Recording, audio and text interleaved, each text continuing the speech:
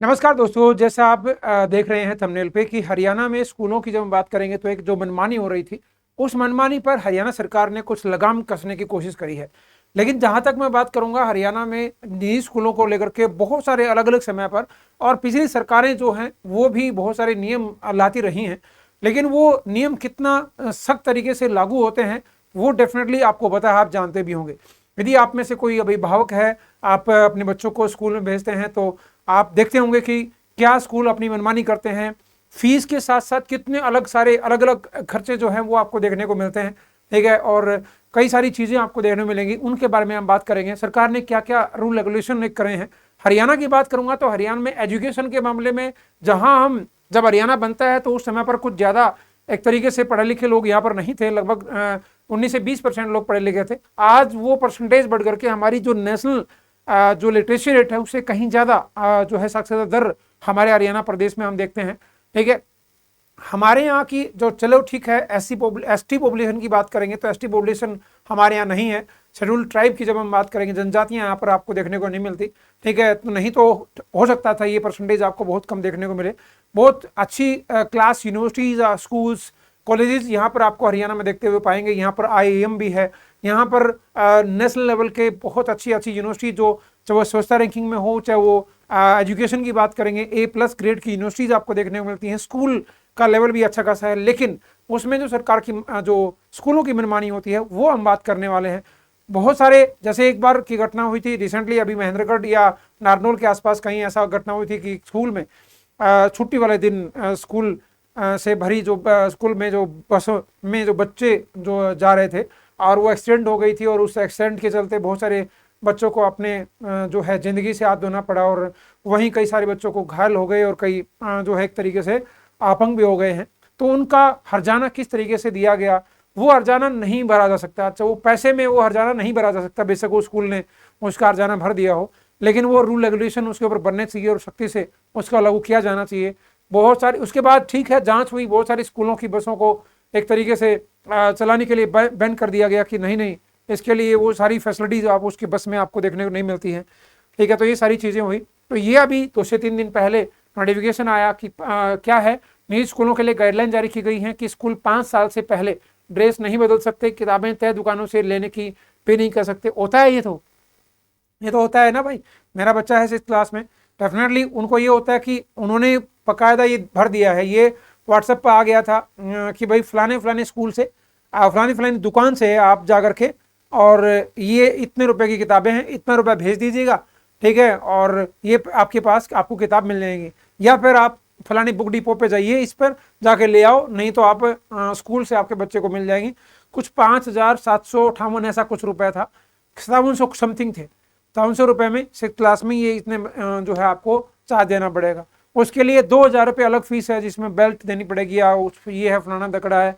आप अलग से नई यूनिफॉर्म आप खरीदिएगा, आपको हर साल यूनिफॉर्म खरीदनी पड़ेगी। अब जी इसमें ये चीज़ तो खरीदनी पड़ेंगे जी, क्योंकि हमने इसमें बदलाव किया है, थोड़ा सा चेंज किया है। तो वो ये अब की बार भी हुआ है, लेकिन ये गाइडलाइन अभी आई है और एडमिशन सारी चीज़ें पहले हो चुके हैं, वो खर्चे हो चुके हैं, ठीक है। उसमें क्या हेल्पलाइन नंबर है ये, यदि आप कोई शिकायत करना चाहे तो वो शिकायत कर सकता है 01725049,801। इस पर आप जो है वो एक तरीके से शिकायत कर सकते हैं स्कूल की, ठीक है। प्राइवेट स्कूल में 5 साल से पहले ड्रेस नहीं बदल सकते, साथ ही किताबें, ड्रेस के लिए जूते जराबें लेने के लिए पर्टिकुलर दुकान के लिए आप बाध्य नहीं कर सकते, आपको यहीं से लेना पड़ेगा।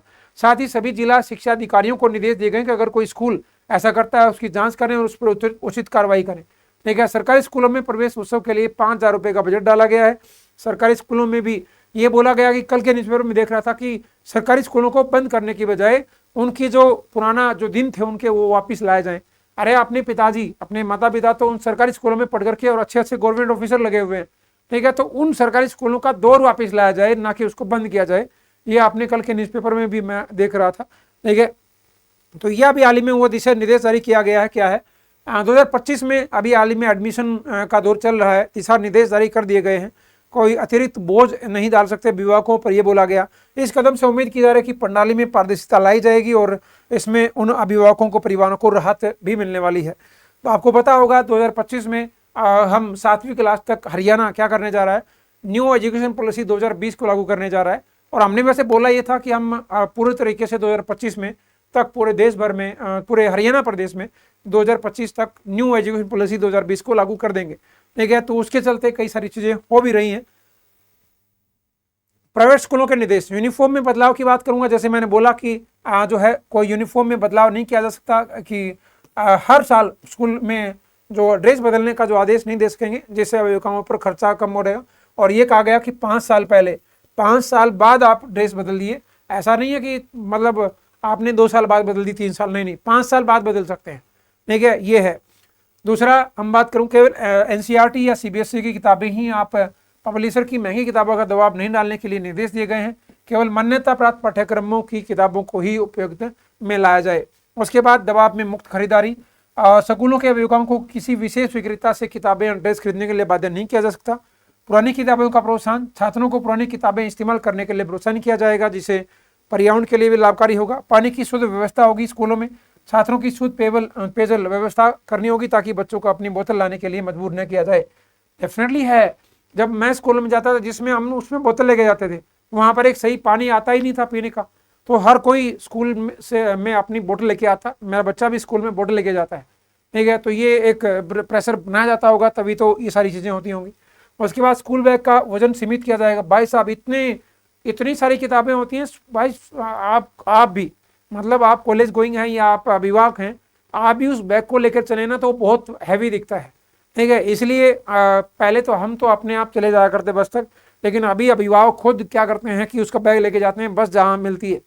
फिर उसको जब वो चढ़ रहा होता है ना, तो जो बस में एक कोई भी महिला या पुरुष जो भी होगा, वो उसको देते हैं कि लो जी, इसने अपनी सीट पे पहुंचा दी हो। मतलब क्या है कि इतना वजन, बहुत ज़्यादा वजन होता है। डेफिनेटली मैं भी 1-2 बार छोड़ने गया हूँ बच्चे को बस तक घर से, तो उसमें मैंने देखा कि यार इतना वजन कैसे, क्या है बेटा मगा इसमें? मतलब पापा एक पानी की बोतल है, टिफ़िन है और किताबें हैं और बस, और कुछ नहीं है। मगर यार इतना वजन थोड़ी होता है, बहुत ज़्यादा वजन एक तरीके से देखने को मिलता है। तो उस पर दबाव जो है उसको ध्यान में रखते हुए वजन और उसकी उम्र की कक्षा के अनुसार सीमित किया गया। महंगी किताबों और ड्रेस पर रोक लगाई जाए कि भाई बार बार जो बदलाव ना किया जाए। ये सारी चीज़ें हुई हैं। देखते हैं कि ये किस तरीके से इन सरकारी स्कूलों पर, इस प्राइवेट स्कूलों पर जो सरकार है वो इन नियमों लागू करा पाती है। मुझे नहीं लगता कोई, ये आपको लगता है ये पहली बार आया है? नहीं, ऐसा पहली बार ना आए। पहले भी आप इन रूल रेगुलेशंस को देखते हैं, आए हैं पहले भी। आपने ये देखा कि हाँ गुरुजी बिल्कुल ऐसा ही होता आया है कि इन रूल्स को लागू नहीं किया जाता, ठीक है, बिल्कुल भी लागू नहीं किया जाता इनको। आप देख लीजिएगा, मैं तो देख रहा हूँ भाई, मेरा बेटा है अभी 6th क्लास में हुआ है तो वो पहले तो आपको पता होगा 1st क्लास तक आने में ही 3-4 साल लग जाते हैं। तो कब से वो पिछले ज़्यादा नहीं ना तो मैं कह रहा हूँ 10 साल से तो स्कूल जा रहा होगा, प्ले स्कूल को जोड़ दूँ तो 10 साल से मैं देख रहा हूँ, ठीक है। तो ये रूल रेगुलेशन हर साल आते हैं और ये चेंज नहीं हो पाते। ये सब आप अभिभावक की बात करेंगे, यदि आप कुछ करेंगे तभी बात बनेगी, ठीक है। तो आप शिकायत करेंगे तो शिकायत के लिए नंबर भी दिया है, ठीक है, सरकार ने कि इस नंबर पर शिकायत करें, हमारा स्कूल हमारे ऊपर ये प्रेशर बनाता है, ये दबाव बना रहा है, ठीक है। तो देखते हैं क्या होता है, ठीक है। तो आप तैयारी करते रहो। यदि आप हरियाणा में एग्जाम की तैयारी कर रहे हो तो डेफिनेटली आप जो है एक हमारा ECT का बैच ले सकते हो। कुरुक्षेत्र बैच की जब बात करेंगे तो इसको लिया जा सकता है। यदि आप हरियाणा GK पढ़ना चाहते हैं केवल 97 रुपीज़ में गुरु मंत्र ऐप पर ले सकते हो। यदि आप पूरा CT का बैच लेना चाहते हो तो इसको कितना पैसा पे करना पड़ेगा? ओनली 569, ठीक है, 599 नहीं। क्यों? क्योंकि इसके लिए गुरु लाइव कूपन कोड लगा देना। गुरु लाइव यदि आप कूपन कोड लगाएंगे तो 569 में गुरु मंत्र ऐप पर आप CT का बैच ले सकते हो। बैच की शुरुआत हो चुकी है, 3 दिन हो गए इसमें क्लास शुरू हुए। फटाफट जुड़िएगा और आज चैनल को सब्सक्राइब कर लीजिएगा और ज़्यादा जानकारी के लिए धन्यवाद।